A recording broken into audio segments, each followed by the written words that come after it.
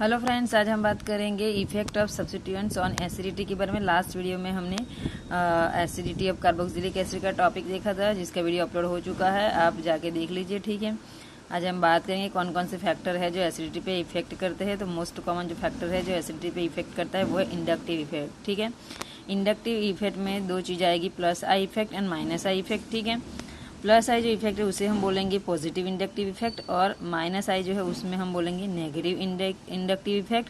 ठीक है, positive inductive effect electron releasing group के कारण प्रोड्यूस होती है, और नेगेटिव जो इंडक्टिव इफेक्ट है वो इलेक्ट्रॉन विड्रॉइंग ग्रुप की वजह से प्रोड्यूस होती है। ठीक है, तो हम वन बाय वन दोनों इफेक्ट देखेंगे। ठीक है, inductive effect positive and negative. ठीक है,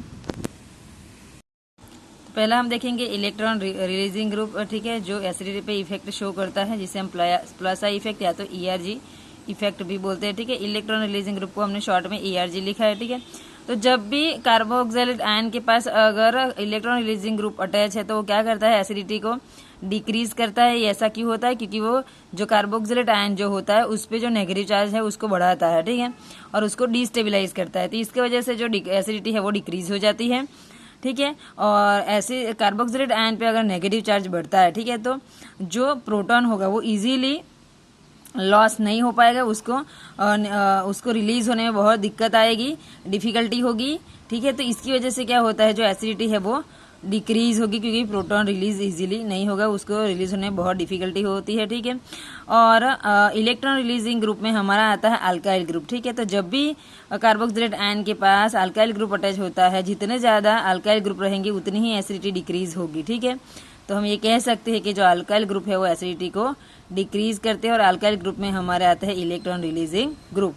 ठीक है, तो मैं यहाँ आपको समझाने का ट्राई करती हूँ। मैंने ये जो लिखा है वो आप पढ़ के तो समझ नहीं पाओगे, तो यहाँ पे आपको मैं समझाती हूँ। ठीक है, ये हमारा कार्बोक्सिलेट आयन है, हमको पता ही है। तो आपको अगर ये सब कार्बोक्सिलेट आयन के बारे में पता नहीं है तो आप लास्ट वीडियो हमारा देख लीजिए, तभी आपको समझ में आएगा। ठीक है, तो ये H+ है। ठीक है, तो हमको पता है COOH। ठीक है, जो कार्बोक्सिलिक एसिड में आता है। ठीक है, ये मेन ग्रुप है, तो उसमें जो H+ होता है, ठीक है, वो क्या करता है, ये जो कार्बोक्सिलेट होता है, जो क्या कार्बोक्सिलेट में जो कार्बोक्सिलिक एसिड में जो ग्रुप होता है, ठीक है, COOH होता है, उसमें से जो H है, ठीक है, वो H इजीली अगर रिलीज नहीं होता है तो एसिडिटी कम होती है। ठीक है, तो ऐसा क्यों होता है कि इनके पास अगर इनके बाजू में इलेक्ट्रॉन रिलीजिंग ग्रुप अटैच होता है, तो ये क्या करते हैं, ये जो नेगेटिव चार्ज है वो कार्बोक्सिलेट आयन पे नेगेटिव चार्ज बढ़ाते हैं। तो नेगेटिव चार्ज बढ़ाते हैं तो क्या होता है, हमको पता है जितना नेगेटिव चार्ज होगा तो H+ उसके पास ही रहेगा। ठीक है, वो रिलीज नहीं होगा, क्योंकि हमको पता है कि प्लस माइनस पे ही अपना अट्रैक्टिव इफेक्ट दिखाएगा। ठीक है, तो यहाँ पे क्या होगा कि अगर कार्बोक्सिलेट आयन के बाजू में इलेक्ट्रॉन रिलीजिंग ग्रुप अटैच है तो वो ये कार्बोक्सिलेट आयन पे जो नेगेटिव चार्ज है उसको बढ़ाएगा।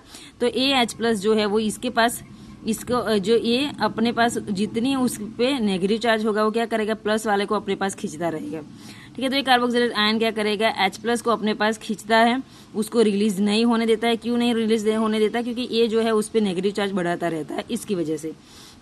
तो जब भी कार्बोक्सिलेट आयन के बाजू में इलेक्ट्रॉन रिलीजिंग ग्रुप अटैच होता है तो प्रोटॉन इजीली रिमूव नहीं हो पाते हैं, और इसकी वजह से एसिडिटी क्या हो जाती है, कम हो जाती है। ठीक है, तो इलेक्ट्रॉन रिलीजिंग ग्रुप एसिडिटी को डिक्रीज करता है। ठीक है, और यहाँ पे ईआरजी ग्रुप में हमारा आएगा अल्काइल ग्रुप, जिसमें आप Ca3C2H5 वेल नोन है। ठीक है, तो आपको आई होप आपको आराम से समझ में आ गया होगा। और इसका ऑपोजिट हम देखें अगर, ठीक है, तो हमारा आएगा इलेक्ट्रॉन विड्रॉइंग ग्रुप में, जो अभी हम देखने जा रहे हैं। अब बात करते हैं इलेक्ट्रॉन विड्रॉइंग ग्रुप के बारे में। ठीक है, जिसको हम EWG या तो माइनस आई इफेक्ट भी बोलते हैं। इंडक्टिव इफेक्ट आपको अलग से पूछा जाए तो भी आपको यही लिखना है। ठीक है, और फैक्टर पूछा जाए तो भी आपको यही टॉपिक लिखना है। इलेक्ट्रॉन विड्रॉइंग ग्रुप एसिडिटी को इंक्रीज करते हैं। ठीक है, क्योंकि वो कार्बोक्सिलेट आयन पे जो नेगेटिव चार्ज होता है उसको डिक्रीज करते हैं और उसको स्टेबिलाईज करते हैं।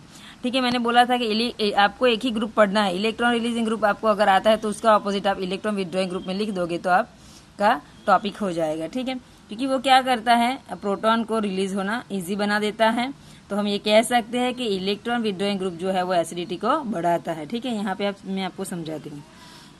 देखिए, ये कार्बोक्सिलेट आयन है और ये H+ है। ठीक है, इलेक्ट्रॉन विड्रॉइंग ग्रुप क्या करता है, ये जो नेगेटिव चार्ज है उसको कम करता है और इसको अपनी तरफ खींचता है, तो इसका ध्यान इसके साइड नहीं जाएगा, H+ के बाजू में नहीं जाएगा। तो H+ मतलब कि प्रोटॉन इजीली यहाँ से रिमूव हो पाएगा। ठीक है, तो इलेक्ट्रॉन विड्रॉइंग ग्रुप क्या करता है, कार्बोक्सिलेट आयन पे जो नेगेटिव चार्ज होता है वो नेगेटिव चार्ज को कम करता है और अपनी ओर खींचता है।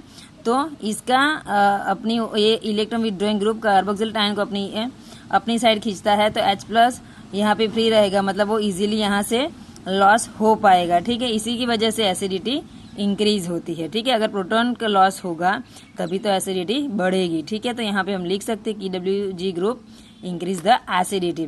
ठीक है, EW ग्रुप में हमने यहाँ पे लिखा है CF3, वो इलेक्ट्रॉन विड्रॉइंग ग्रुप है। ठीक है, वो क्या करता है, कार्बोक्सिलेट आयन को उसके नेगेटिव चार्ज कम करके अपनी ओर खींचता है, तो H+ यहाँ से आराम से, मतलब कि प्रोटॉन यहाँ से लॉस इजीली हो जाता है और इसकी वजह से एसिडिटी बढ़ जाती है। ठीक है, कभी कभी आपको कमेंट पूछी जाती है कि इस कौन ज़्यादा एसिडिक है। ठीक है, एक ही ग्रुप के कंपाउंड आपको सारे इलेक्ट्रॉन विड्रॉइंग ग्रुप दिए जाएंगे और आपको पूछा जाएगा कौन ज़्यादा एसिडिक है। ठीक है, तो इसीलिए यहाँ पे मैंने एक ऑर्डर लिखा हुआ है, आप देख सकते हो कि ये जो ऑर्डर आपको दिख रहा है, ठीक है, वो एसिडिटी का मीन्स के इलेक्ट्रॉन विड्रॉइंग ग्रुप का एसिडिटी का ऑर्डर है। ठीक है, और यहाँ पे हमने X मतलब हेलोजन का भी ऑर्डर लिख दिया है।